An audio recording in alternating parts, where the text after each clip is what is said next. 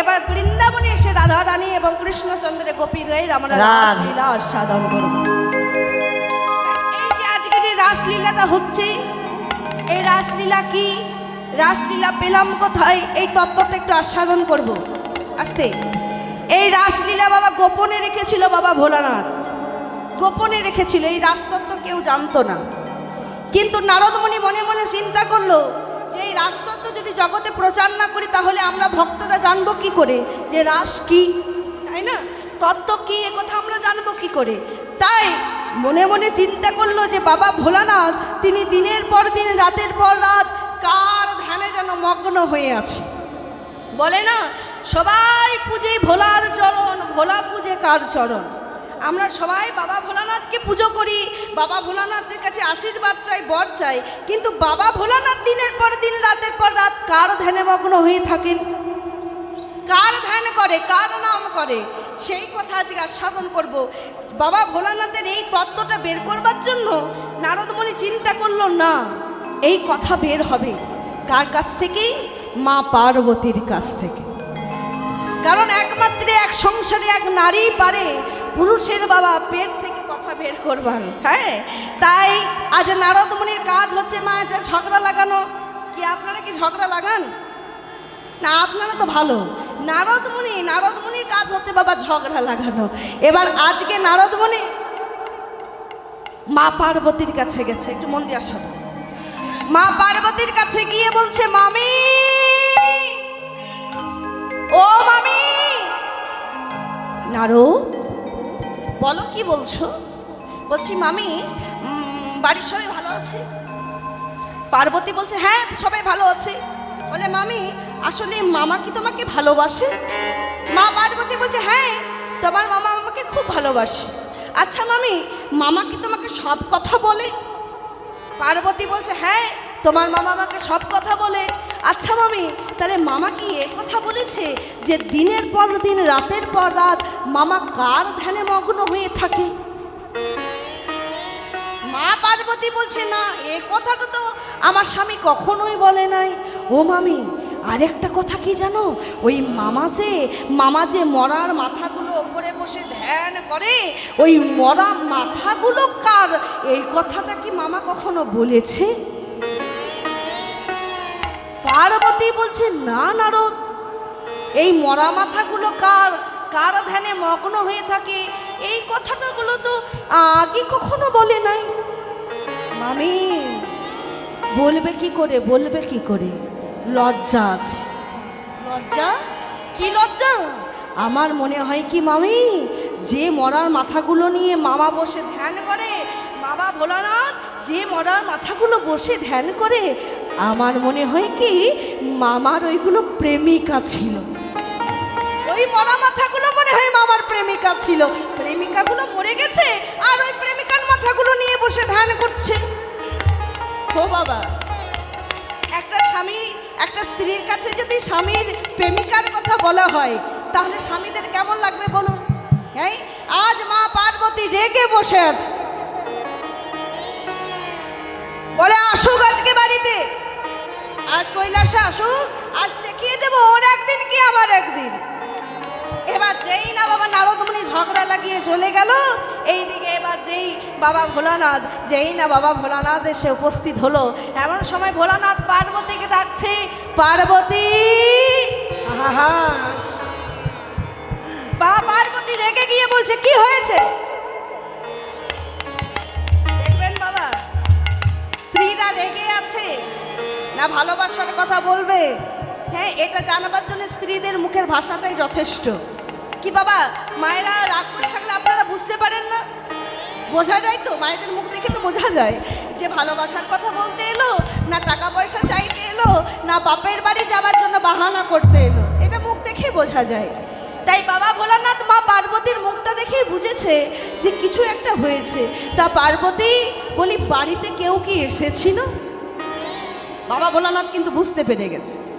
বলে পার্বতী বাড়িতে কেউ কি এসেছিল? বলে হ্যাঁ এসেছিল। কে? নারদমণি। বাবা ভোলানাথ বলছে ও তাহলে আর কিছু বলার দরকার নেই, নারদ যখন এসেছে নিশ্চয়ই কিছু ঝামেলা পকিয়ে গেছে।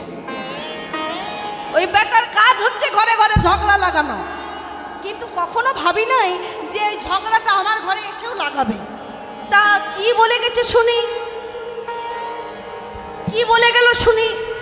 বলে কি বলবে, আমার কিছু প্রশ্ন আছে তোমাকে উত্তর দিতে হবে। বলে বেশ, তাহলে বলো তুমি যে মরা মাথাগুলো বসে জপ করো, ধ্যান করো, এই মরা মাথাগুলো কার? কার ওই মরা মাথাগুলো? এমন সময় ভোলানাথ আমার মুচকি হেসে আজ পার্বতীকে বলছে, পার্বতী আমি না তোমাকে বড় ভালোবাসি, আমি তোমাকে বড় ভালোবাসি। তাই জানো পার্বতী, তোমাকে ভালোবাসি বলে তুমি তোমার যতবার মৃত্যু হয়েছে তোমার মরা মাথাগুলো আমি আমার কাছে যত্ন করে রেখে দিয়েছি। বুঝুন কিন্তু ভালো করে, কীর্তন শেষ হওয়ার পর বলবেন না কীর্তন ভালো হয়নি, কীর্তনটা বুঝতে হবে। মা পার্বতীকে বলছে বাবা ভোলানাথ যে তুমি যতবার মরে গেছো তোমার মাথাগুলো নিয়ে আমি ধ্যানে বসেছি। তা পার্বতী বলছে, প্রভু এটা আবার কেমন কথা? আমি মরে গেছি, আমার মাথাগুলো নিয়ে তুমি ধ্যান করতে বসেছো কেন? আমি যদি মরি তো তুমিও তো মরবে। আমি যদি এতবার মরে গেছি তা তুমি কি একবারও মরো নাই? বাবা ভোলানাথ বলল, না পার্বতী, আমার মরণ নাই, কারণ আমার নাম মৃত্যুঞ্জয়, আমি মৃত্যুটাকে জয় করে রেখেছি। আর আমি যে অমৃত কথা জানি, এই জগতে যে অমৃত কথা জানে তার যে কখনো মৃত্যু হয় না। এই জগতে যে অমৃত কথা জানবে তার কখনো মরণ হবে না।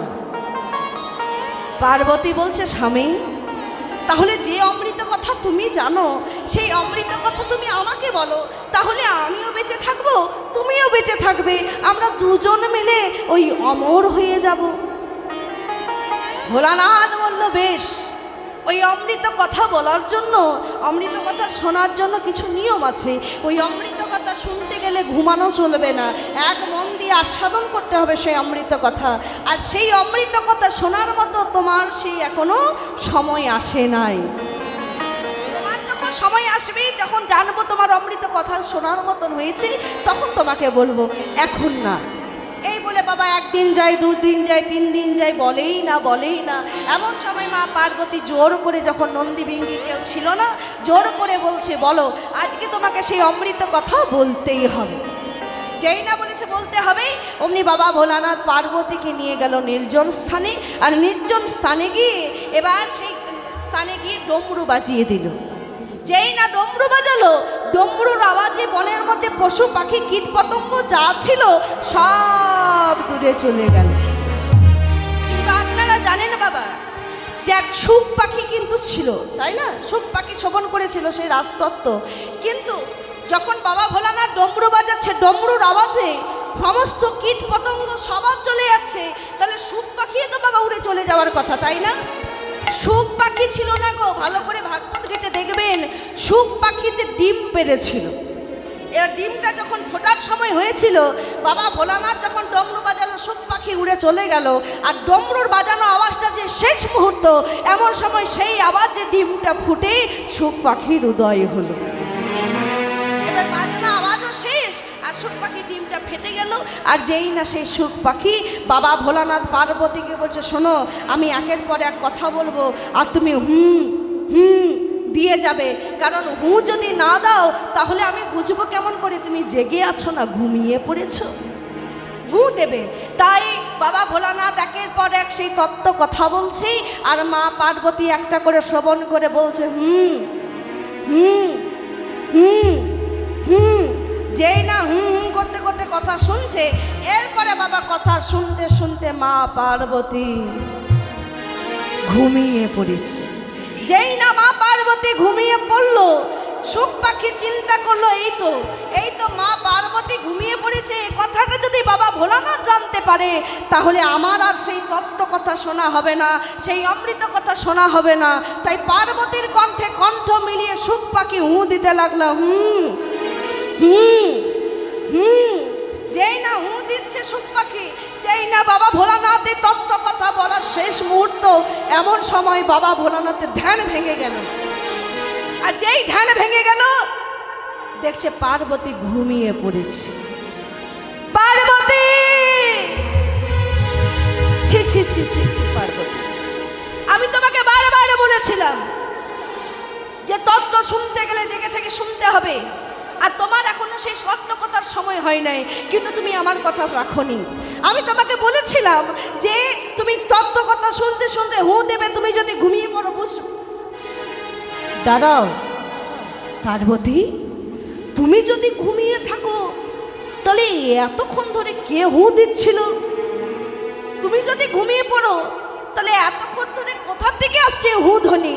চারিদিকে ভোলানাথ তাকাতে তাকাতে দেখে গাছের ডালে ছোট্ট একটা শুক পাখি পার্বতীর কণ্ঠে কণ্ঠ মিলিয়ে হু দিয়ে যাচ্ছে।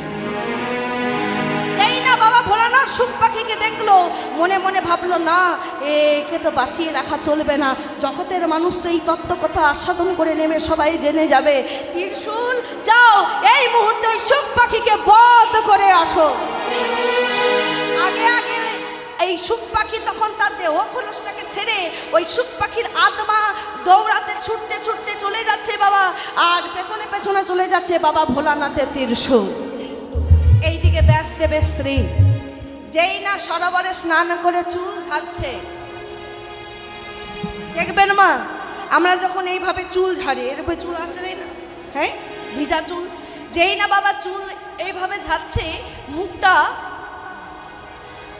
হা হয়ে গেছে।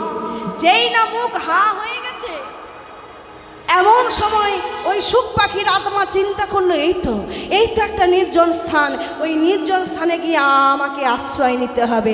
আজ উঠতে উঠতে প্রবেশ করলো শুক পাখির আত্মা ওই ব্যাসদেবের স্ত্রী গর্ভে। শানমুখে এসে দাঁড়ালো ভোলানাথের ত্রিশূল। মাগো, তুমি ওকে প্রসব করো নইলে উদ্গীরণ করো। মা আমার বলছে, শোনো, ওই পাখি যখন আমার গর্ভকে আশ্রয় করেছে, আমি ওকে প্রসবও করব না, উদ্গীরণও করব না। যেই নাই কথা বলেছে বাবা ভোলানাথ এসেছে, বলে শোনো, তুমি যদি ওকে উদ্গীরণ না করো, প্রসব না করো, তাহলে কিন্তু গর্ভের মধ্যে তোমাকেও বন্ধ করে ফেলবো।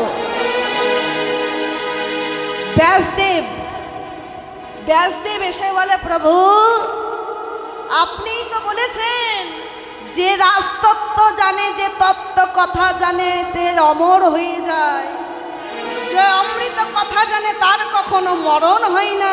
তাহলে প্রভু, সে তো সব অমৃত কথা শুনে নিয়েছে, সেই পাখি তো সব অমৃত কথা শুনে নিয়েছে, তার মানে সে যদি আপনার কাছে এসে দাঁড়িয়ে থাকে, আপনি কিন্তু ওকে বধ করতে পারবেন না, কারণ আপনার মতন সেও অমর হয়ে গেছে। নিতাই গৌর হরি বল।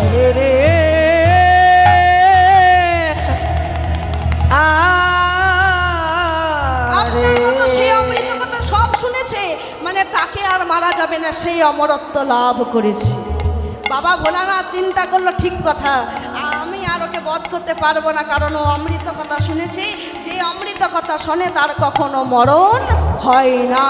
ইহ জগতে আমরা, আমার এই ভক্তরা, এই যে কৃষ্ণ কথা শুনছি, এই যে অমৃত কথা আস্বাদন করছি, আমাদের এই দেহটার মরণ হবে, কিন্তু এই দেহতে যে আত্মা বসে আছে, কীর্তন শুনতে শুনতে এই আত্মাটা অমরত্ব লাভ করবে, গোবিন্দ চরণে ঠাঁই হবে, তবে নরকগামী এই আত্মা হবে না।